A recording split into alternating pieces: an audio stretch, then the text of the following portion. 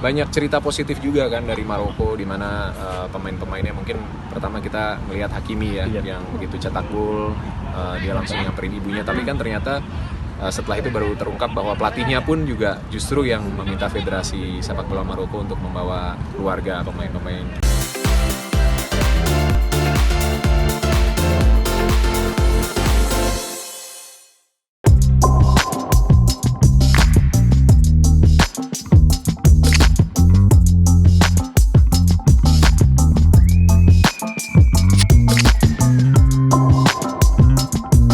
Tapi prediksinya lebih ke apa? Prediksi itu susah. Jadi sekarang kalau ditanya prediksi ya, kalau udah masuk ke fase seperti ini, apalagi dengan kekuatan yang mirip-mirip ya. Mungkin gue bilang kalau di antara 4 tim ini yang paling lengkap dan paling berbahaya itu Perancis.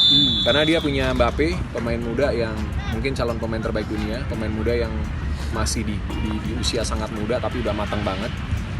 Terbukti dia sementara jadi top scorer dan selalu kasih satu hal yang beda di lini depan. Mereka juga punya Giroud, pemain yang senior tapi syarat pengalaman dan selalu bisa jadi pembeda di lini depan gitu. Udah ditunjukin dalam beberapa pertandingan di Piala Dunia ini, dia selalu jadi pembeda gitu ya. Itu lengkap banget, mereka punya pertahanan mereka juga luar biasa.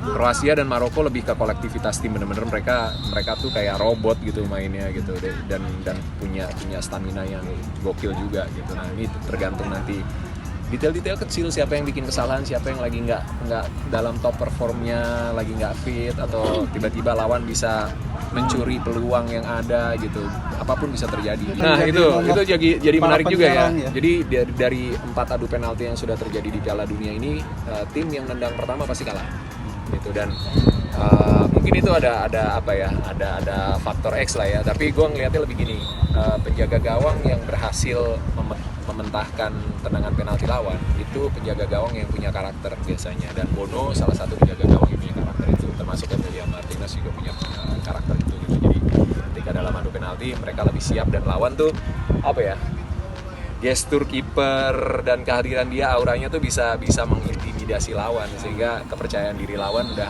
mulai goyah tuh. Itu kan penting banget ya, PD ketika ngambil penalti. Banyak cerita positif juga kan dari Maroko, di mana pemain-pemainnya mungkin pertama kita melihat Hakimi ya, yang begitu cetak gol dia langsung nyamperin ibunya, tapi kan ternyata setelah itu baru terungkap bahwa pelatihnya pun juga justru yang meminta Federasi Sepak Bola Maroko untuk membawa keluarga pemain-pemain, terutama orang tuanya, untuk bisa hadir nonton langsung gitu. Dan mereka bahkan kemarin ngerayain bareng-bareng gitu ya. Itu salah satu bentuk bahwa ketika kita menghargai dan menghormati ibu kita, orang tua kita, ya pasti restunya dan doanya pasti akan bisa lebih memudahkan perjuangan kita. Nanti final akan nonton kembali ke sini? Pengen sih. Ini sebenarnya dari kemarin tuh nyari tiket untuk pertandingan berikutnya yang deket-deket ya, jadi 16 besar yang lain atau perempat final gitu, tapi nggak dapet. Baru kemarin dapat kabar nih ada nih semifinal sama final, cuma ya lagi harus ngobrol dulu sama Dona karena jadwal juga lumayan, harga tiket kesananya juga lumayan, tiket pesawatnya. Berapa bang kira-kira harga tiket? Ya lumayan lah.